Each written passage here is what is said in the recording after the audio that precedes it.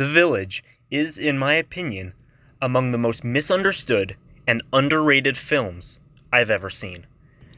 M. Night Shyamalan started out his career with one of the best streaks of any filmmaker in Hollywood before seemingly running out of ideas and completely dropping off, becoming a total laughingstock in the industry. But while many have said this film is where his decline began, I maintain that it is not only his final masterpiece, but also his greatest. I've been shocked at the amount of times I've heard people claim that this movie just exists for its twist, that the twist somehow ruins it, and that it has nothing to say, and that it has no value on rewatch. People seem to get so caught up in the big twist itself that they somehow miss all the thematic meaning surrounding it. And that's what I want to look at today. But before I get into it, I should give you a couple warnings. First of all, while this video will try to avoid spoiling as many super specific plot points as possible, I'm not going to be able to avoid revealing the main twist in this discussion, as it's really what makes the movie so profound.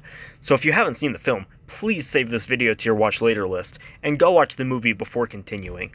And second of all, I'm just thinking out loud here, so if you like my brain vomit, you know where the like and subscribe buttons are.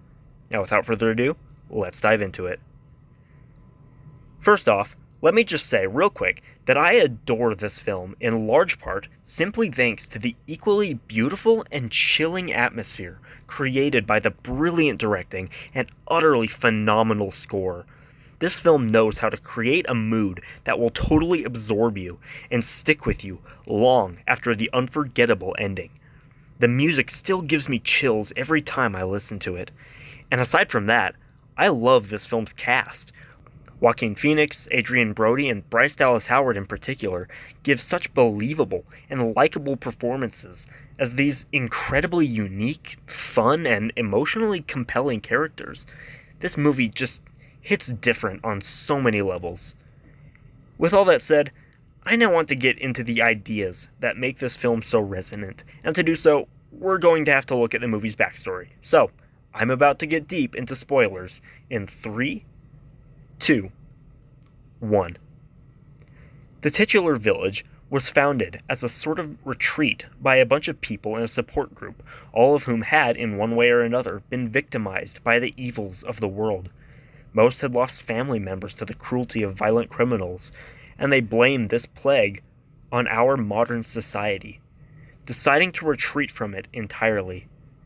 After successfully forming their own self-sufficient community, they sealed themselves off from the outside world, ensuring their haven could never be touched by the evils outside. But that wasn't enough. To ensure their children never left their paradise and experienced the horrors they once had, they told stories about the things outside their home, and fabricated fictitious monsters to scare the younger generation away from the woods protecting them from the modern world. They went to great lengths to bring these nightmares to life, and developed an entire culture built around rituals meant to protect them from what lurked beyond.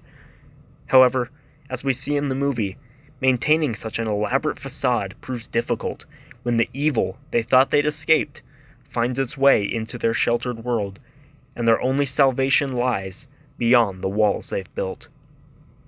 I find so much depth in this story, so much applicability to our everyday lives in this world full of evil, and as I considered how to articulate what I loved so much about it, and examined the many parallels between this story and ours, I had 4 main thoughts come to mind. The first was the philosophy of Jean-Jacques Rousseau, who believed that humans are inherently good, and that it is our society that creates inequality and perpetuates conflict. He believed that the solution to society's ills was a sort of return to nature. He seemed to think reconnecting to the natural world was the way to reconnect with our humanity, and that governmental and economic institutions were an obstacle in that pursuit. That appears to be the philosophy guiding the elders in the village as they abandon all modern technology and live in a communal society with no money, weapons, or even concept of property. It appears idyllic, but the viability of this lifestyle as an entirely superior alternative to modern society is challenged as sickness and injury take their toll, with no medicine available in the village able to do what modern medical technology can, and people in the community proving that they are still capable of doing horrible things. The story asks if the evil of modern society outweighs the good, if it's possible to have one without the other, as well as asking if evil is a symptom of a corrupt society that can be cured if we just go back to a simpler way of life, or if it's simply a part of human nature within all of us. It's a critique of the very idea of a utopia, examining the costs and benefits of any way of life. But of course, there's more plaguing this community than sickness. The second idea I find explored within this film is the concept of externalization. I find it interesting that the villagers didn't simply hide from the evil of the modern world. They created a boogeyman of which they lived in terror. Those we don't speak of could simply be intended to scare the kids away from the woods and prevent them from making contact with the world outside, but I think they're more than that. The elders go to great lengths to convince their children these creatures are real, wearing costumes as they terrorize the place, and using wind instruments to make noises in the woods. I think these measures are more than just efforts to frighten their children, but an attempt to create a living embodiment of all their own fears and vices. I wonder if, on some level, they knew it wasn't enough to run from the evil of the world. They had to externalize their own evil, the evil they feared within themselves, and give it form to prevent it from arising within them. Mrs. Hunt talks about the boxes in which they keep the secrets of their past, saying it's important to keep such things close as reminders, lest they return in new forms. And I think this is partly the reason they created the creatures. If they could turn the evil they feared into a physical threat and ever-present reminder of what they ran from, would it prevent such evil from taking form within themselves? Well, it seems to work, until it gets out of their control. Suddenly, the very threat the elders created seems to come to life and starts haunting them from the shadows. The evil they thought they had tamed and controlled by externalizing it had somehow made its way into their haven and into the people themselves. The elders are forced to ask, is evil something we can truly externalize, that we can turn into a boogeyman to hide from? Or is it always within us? We all try to externalize our own demons in different ways, scapegoating our problems onto something or someone else we can blame. From ancient religious practices and superstitions blaming the people's evils and afflictions on outside forces, to our own psychological tendency to see our own problems in the people around us rather than ourselves. We all try to make our problems easier to deal with, but is doing so really just avoiding having to deal with the problem entirely?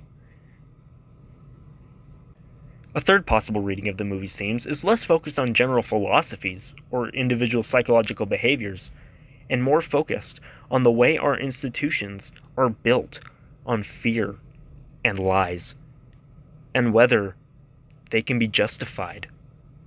There's no shortage of stories deconstructing institutions like religion or government and making the claim that all they do is brainwash their members to placate and control them.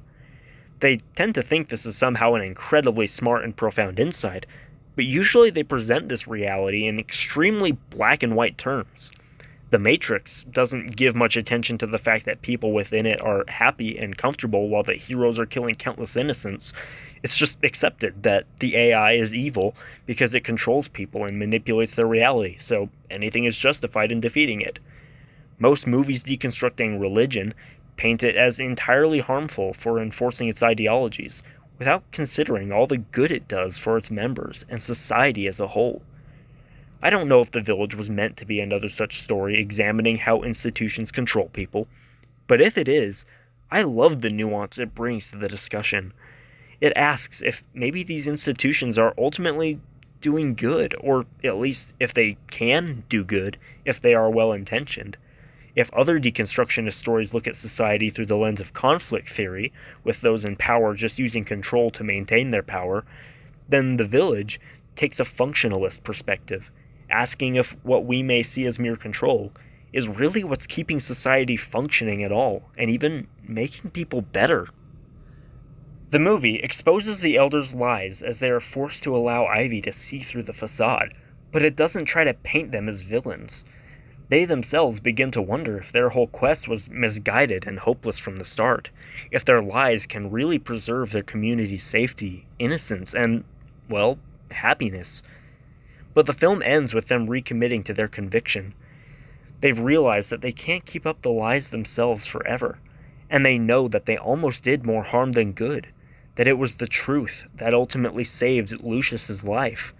So we don't know what they'll do going forward, but they don't give up on their dream of a better world than the one they left, and they remain committed to keeping it going as long as they can.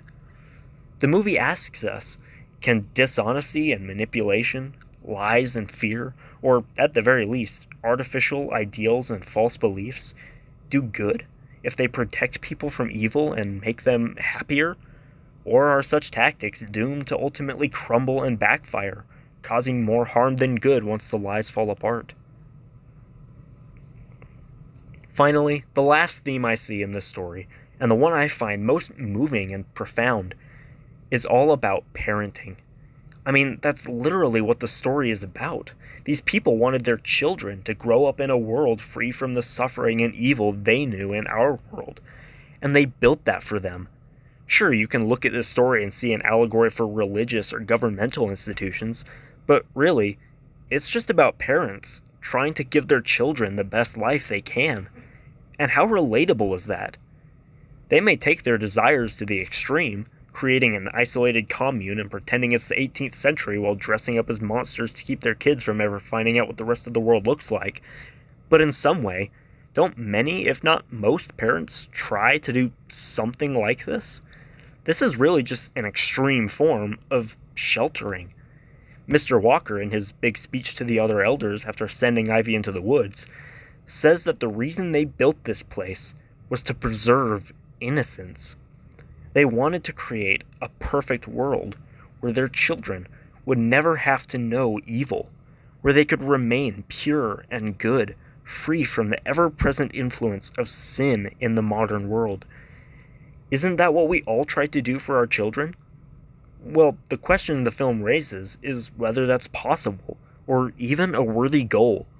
Can we ever truly keep the influence of evil outside the walls of our homes? In spite of all these parents' desperate efforts to shelter their children, they are ultimately unable to keep them safe, and they are forced to let their children face the harsh truth of reality. They realize that their children will somehow have to deal with the evil of the world sooner or later, and they can't do so unless they are armed with the truth. We want our children to be innocent. We want them to be able to grow up without knowing evil. But in the end, isn't that just naive? Innocence won't be enough to protect our children when the evils we've hid from them make their way into our homes. They must be able to face the truth, to recognize evil, and not let it consume them. They must be immunized against it, prepared, and armed with the tools to fight it. However pure our intentions, we must acknowledge that we are living in a fallen world, and if we truly want the best for our children, we must be willing to let them face the terrifying truth that is reality.